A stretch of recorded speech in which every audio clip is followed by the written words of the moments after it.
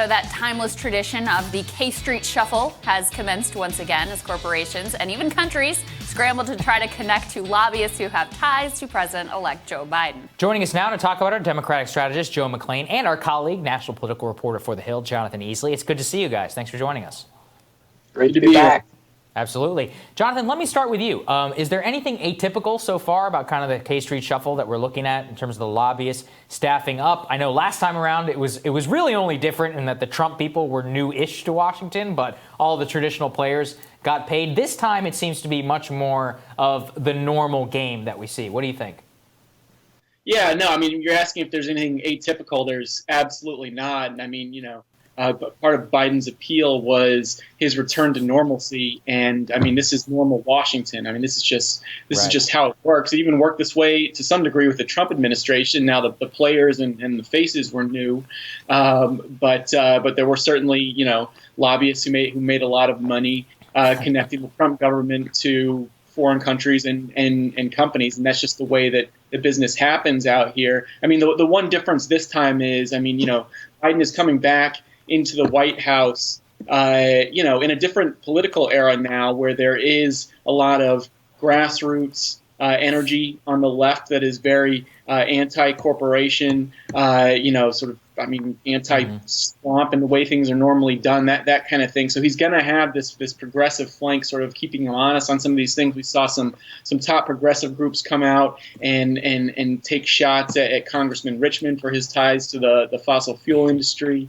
at some of these other top Biden aides that are getting key positions in his White House for their past lobbying work. So that's going to be an interesting dynamic as this goes forward. But there's not anything atypical about it, no. Yeah, Certainly. It's an interesting dynamic. There's no sign that the Biden administration actually cares about what those progressive groups are saying, unfortunately, as the pick of Cedric Richmond, I think, proves. But, Joe, you're the perfect person to kind of take us inside what this actually looks like on a nuts and bolts basis. Let me read you the first paragraph in this fantastic New York Times piece that lays out who's well-positioned and who's jockeying for position and all of that. It starts with the morning after Election Day, as votes were still being counted, diplomats from more than 20 foreign governments logged into a video conference to hear Joe Lockhart, a veteran Democratic operative, provide what his consulting firm's invitation described as insider tips on how to make your agenda happen in the aftermath of an election. They talk about Heather Podesta picking up all kinds of new clients. They talk about how Steve Richetti's brother is really well positioned. Jeremy Batch has got a firm. All of these people getting tons of new clients in anticipation of the incoming Biden administration. What does that look like, and what does it actually mean for government? Well, what it really means is amateur hour is over at the White House. These guys have all been, these folks have all been involved in public service for decades. Is that what that's called?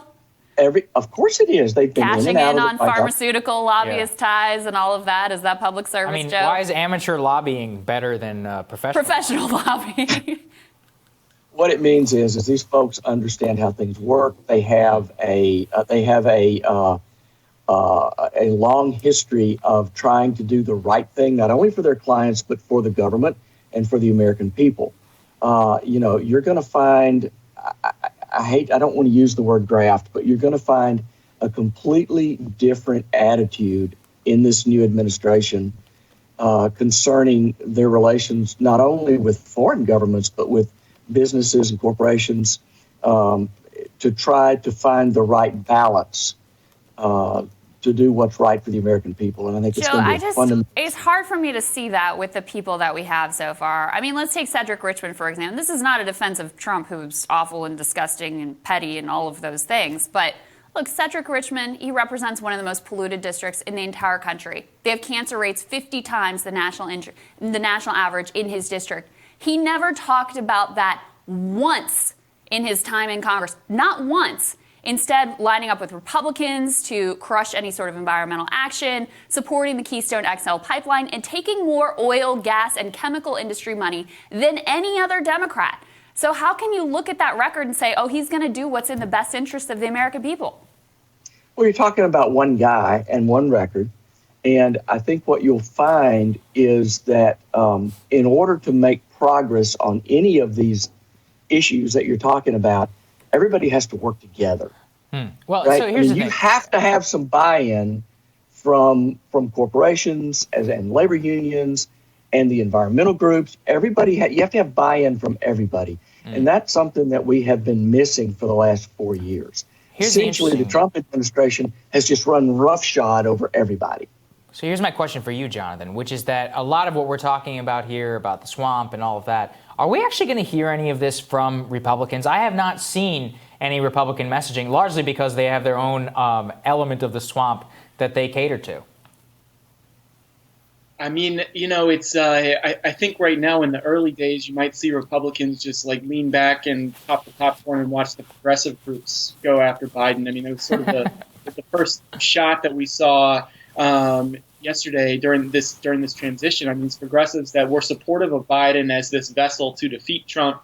Now that he's done that, I think you're going to see the tune change a little bit. I mean, you guys were talking about Cedric Richmond's ties to the fossil fuel industry. I mean, Joe Biden, he was clear during his campaign that climate was going to be a top priority for him. I mean, he would list that along with, repairing the economy and addressing the COVID crisis as one of his top issues.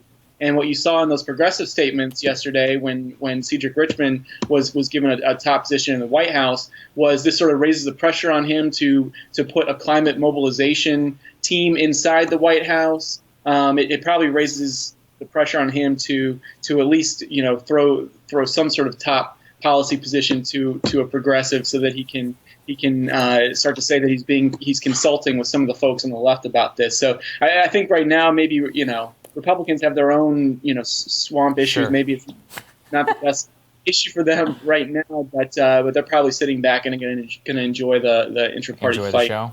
Certainly. Yeah. I mean, Joe, one of the few demographic groups that actually margins improved for Joe Biden was young people who didn't back him in the primary. They overwhelmingly backed Bernie Sanders. Sunrise Movement organized. They got behind Joe Biden in spite of their reservations. And they called this announcement yesterday of Cedric Richmond. This is someone who is going to interact and be a liaison with the climate movement. They called this a betrayal.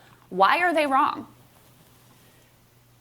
I think all of this is just marvelously healthy. I really do. I think this kind of debate inside the Democratic Party, inside the administration, I think it's all just sort of it's a return to the kind of normal give and take that we've come to expect, and it's always very productive. And I think you're going to find that the Biden people are going to try to do the right thing. What they're not going to do is they're not going to try to appease the left wing. And that moderation is going to be very popular with the bulk of the American people. This is still a center-right country. And it moved a little further to the left. But it's still a center-right country, and Americans want common sense. They want us to make solid decisions based on real evidence and not knee-jerk reactions, even knee-jerk reactions to what's happened over the last 4 years. Joe, if it's a center-right country, why did a Fox News exit poll find 72% backing Medicare for all? Why did drug decriminalization just pass in Oregon? Why did $15 minimum wage just pass with 60% of the vote in Florida? Paid sick leave, marijuana legalization, I could go on and on. And Sure. By the way, why is it, if it's a center-right country and this sort of centrist appeal is so incredible, why did Democrats almost lose the House and fail to take the Senate, and Joe Biden barely squeaked down a victory against a guy who's killed 200,000 Americans? We can talk about that forever, and we can talk about the information ecosystems that exist in this country and why Americans don't agree on basic facts. We can talk about all of those things. On many of the kitchen table issues, America is a more populist country. That is true. And certainly you see that with healthcare. You see it with the more cultural issues like LGBTQ issues, that sort of thing.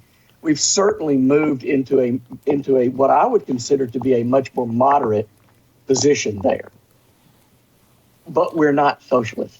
And anytime you start talking about socialism, you lose.